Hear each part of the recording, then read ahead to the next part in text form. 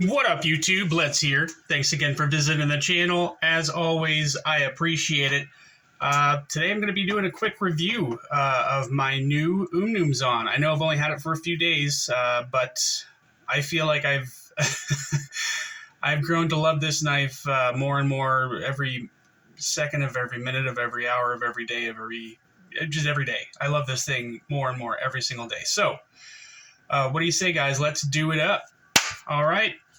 So, again, we're doing a quick review of the Chris Reeve Knives Umnumzaan, which is new to me. The reason I have the Shaman out here is because I never thought that I'd say this, but the Chris Reeve Knives Umnumzaan has replaced the Spyderco Shaman as my favorite knife in my collection. It didn't take very long. Sorry, buddy. It doesn't have any reflection on you in any way, shape, form, or fashion. It doesn't take anything away from you. Don't feel bad about yourself. It is what it is. So I don't really need this here anymore. I just wanted to let you guys know that, as I've said before, I figured that the Spyderco Shaman would be my favorite knife in my collection forever and ever. It's an amazing knife. It always will be. But I like the Umnumzaan more, and I'm not sure why that is exactly. I mean, I know why. There's very specific reasons, but yeah, I absolutely love this thing. So I'm gonna go through the review real quick, and then we'll talk some more after that. Okay. So compared to the Ontario Rat 1, the Rat 1 is just about the same size as the Umnumzaan, maybe a hair longer, maybe. Compared to the Ontario Rat 2, the Rat 2 is obviously going to be quite a bit smaller than the Umnumzaan. Compared to the Demko knives, first up is the 8020S, which I failed. All right, we'll get that on there. That is just about a hair shorter as well than the Umnumzaan. And the 8020.5 is obviously going to be quite a bit shorter than the Umnumzaan. And last but not least, the Spyderco PM2. That's going to be just a little bit shorter by about a quarter inch. And the Pair 3 obviously is going to be quite a bit shorter. Carry profile for this guy. Let's get these closed. Okay. So, the PM2 and the Umnumzaan, again, the PM2 is going to be just a bit shorter, and the Pair 3 is going to be quite a bit shorter than the Umnumzaan. Thickness, compared to the Pair 3, the Umnumzaan is just a hair thicker than the Pair 3, and the height is going to be nowhere near as tall as the Pair 3, as you can see. So very good in the pocket, not taking up a whole bunch of room of anything like that. Blade stock thickness real quick. Let's see if we've got this zeroed out. Nope. Okay. All right, so let's see what we've got here. Looks like 140 thousandths right on the button, so that's good. And what we're looking at here, I don't know if everybody out there knows about Chris Reeve Knives. They are a company in Idaho making premium production knives, high-end production knives, however you want to say it. They have three main models in their lineup. They have the Sabenza, the Nkosi, and the Umnumzaan. This guy is definitely very, very hard to get a hold of, which is one of the reasons that it's one of my favorite knives in my collection now. It's not exactly a rare knife, but you can't just go out and buy one. You have to be very patient and search for on the internet. If you happen to find one on the site that's available, congratulations. But most people have to get this guy on the secondary. And it's an expensive knife, but it's not super duper expensive. It's about $450 to $500 depending on where you find it. Anyway, this is the Tanto version. It comes in 2 different versions. There's drop point and there's Tanto. This blade is S45VN, and it has a hollow grind, so it comes down to a very thin edge, which is just fantastic. There's no blade play on this guy, left, right, up, or down. It's completely solid on lockout, and the balance on this guy is just a little bit behind the pivot, not too far. It's very, it's a very good balance. It's not right behind the pivot like you normally see, but it's definitely not too far behind. The hardware on this guy, you're looking at hex screws, which they will send you the tools that you need to disassemble this guy. You've got one smaller hex screw here, and then one on the back. Also one for the pocket clip, and I got a larger hex screw here for the pivot, one on each side. I'm sorry, no, there's a female screw on the back, and then there's a male screw on the front. So the pocket clip is titanium, and it's kind of just a standard stamped clip. So, nothing fancy there, but I don't think it needs anything, above and beyond what it already has. It's still a little bit more impressive to me than the pocket clip that goes onto the 3/4 AR, any kind of Strider pocket clips. So it's not the best pocket clip in the world, but it's definitely not the worst either. You've got titanium scales, which are partially milled, which some people like this pattern, some people don't. Some people want it to go all the way across the scale. Some people enjoy the way that it looks the way that it is. I'm one of the people that enjoys the way that it looks the way that it is. I like the look of this knife a lot. If it had been all the way across, I think it might have actually taken something away from the knife. So I like this quite a bit. The knife is a titanium frame lock knife, and the lock bar tension on this guy is a little ridiculous, but it's not terrible. I can, disengage it without much problem, or I can, disengage the lock without a lot of problem. If you're pushing the lock if you're pushing the lock bar to the side with the tip of your thumb, it's going to be a little bit more painful than if you use your entire pad of your thumb. Just move it to the side and it will disengage the knife. As you can see, it's not drop shut at all, which is normal for Chris Reeve knives. They've got what's called, what people call in the knife community call hydraulic action. It's tight, but it's definitely very, very smooth and very, very consistent all the way down. So I enjoyed that quite a bit. This guy is running on phosphor bronze washers, very large phosphor bronze washers. And one of the things that is unique about this knife is you don't put oil on the pivot. They use grease, which Chris Reeve knives sends you in the box. They send you a tube of grease to use to lubricate your pivot. And they also send you a little tube of blue Loctite as well. Along with the tools that you can use to disassemble the knife. No disassemble! Sorry, guys. When you deploy the knife, I noticed it kind of looks like it's got a late lock up here, which that's how it looks like by maybe 50 or 55%. But I researched it a little bit more, and there's actually, the way the D10 is in this knife, the bearing is actually right at the tip of the lock bar here. So it acts as the lock bar insert to keep the titanium from wearing down on the steel of the lock face, and it also acts as the detent. So you can see here that the ball creates a track here on the lock face. So it is about 50%, but it's not going to go any further than that. It's a ceramic ball. It's very, very hard. So the steel from the lock face isn't going to cause that to break down at all. So that's not really a problem.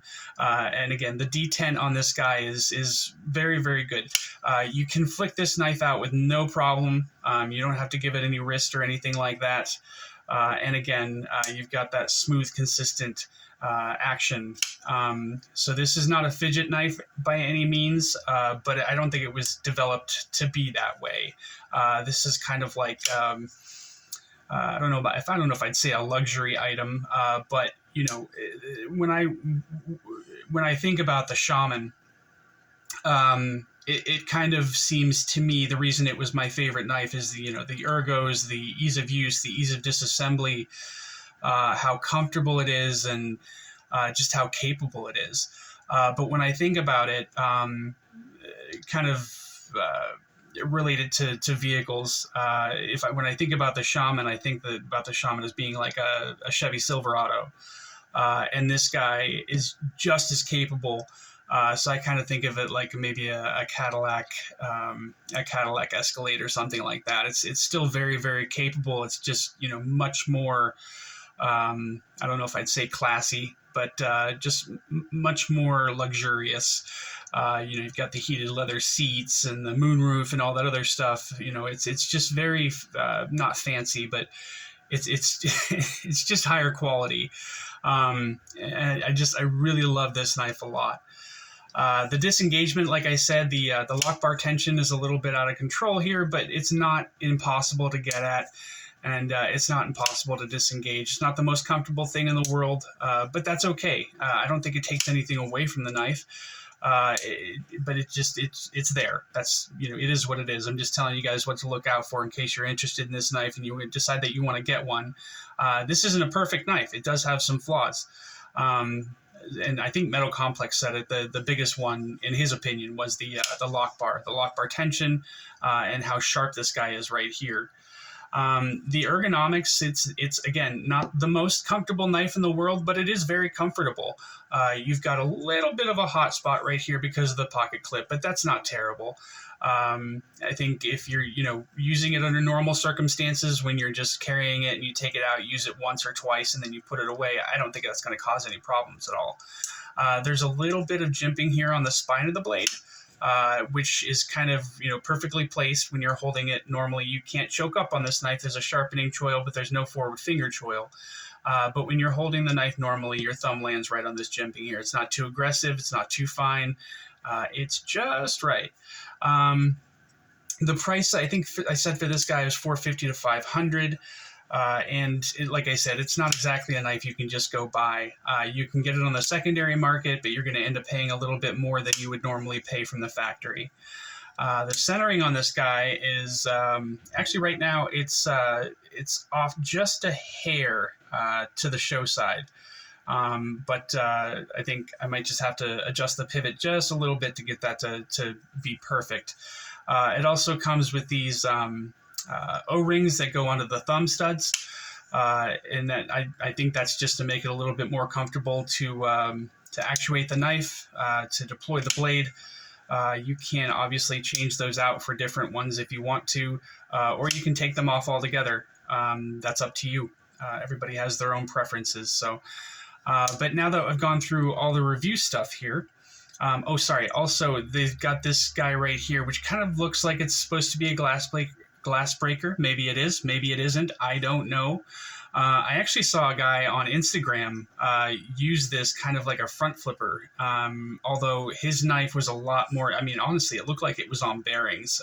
It had drop shot action, and he was able to use this little pointy thing here as a front flipper, which I can't do with mine, but I haven't really broken it in very much yet. I bought this from a gentleman on on Instagram, who was looking to get rid of it, and he made me a pretty good deal.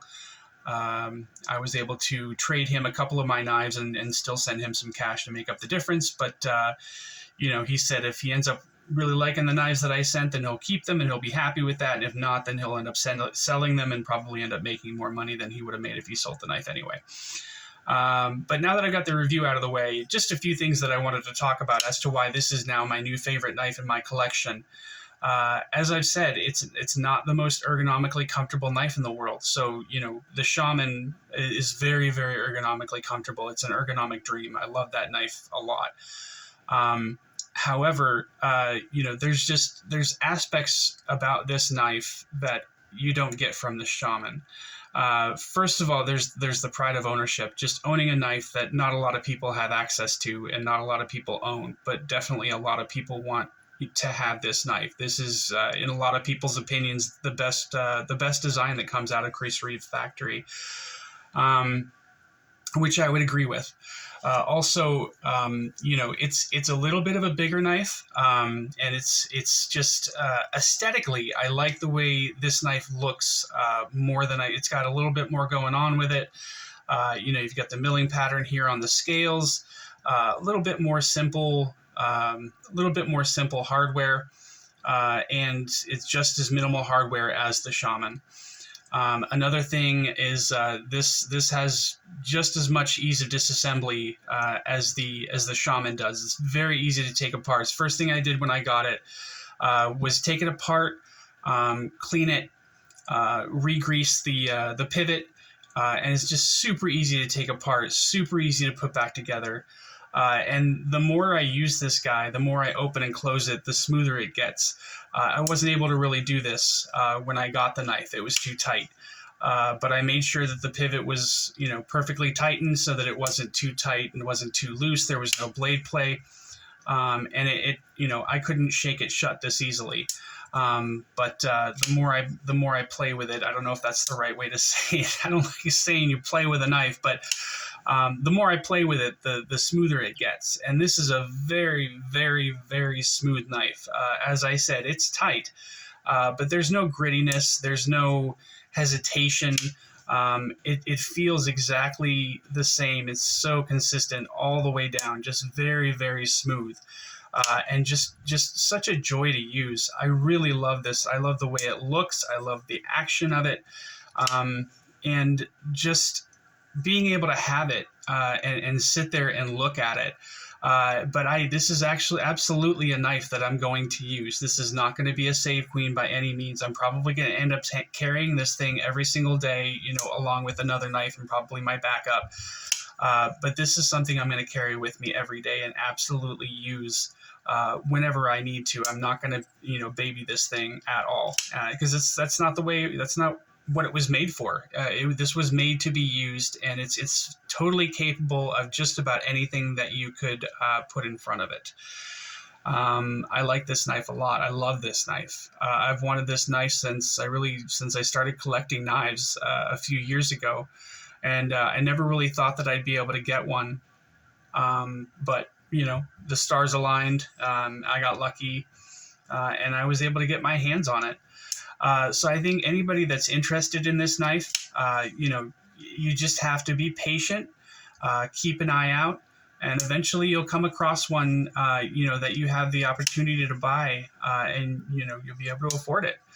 I think that it's definitely worth that. I consider when I think about how I got this knife, I consider myself to kind of be like a little bit of a hunter, and I'm not talking about deer, or turkeys, or big game, or anything like that. I hunt knives. I spend my days, when I'm not at work or doing something productive, just looking through Instagram and looking through people's different posts and stuff, and just looking for knives that I think are interesting and things that I've been looking for a long time. And every once in a while, I come across something that I'm able to get a hold of, and that's a really good feeling for me.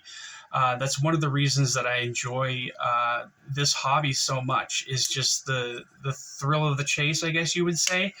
That's one of my favorite parts of it. A lot of people get upset when they can't get certain knives, and they get mad and throw hissy fits and everything, but I don't really do that. Sometimes I get disappointed and I get a little bit upset, but it just means, it gives me more time to chase after it and chase after other knives and stuff like that.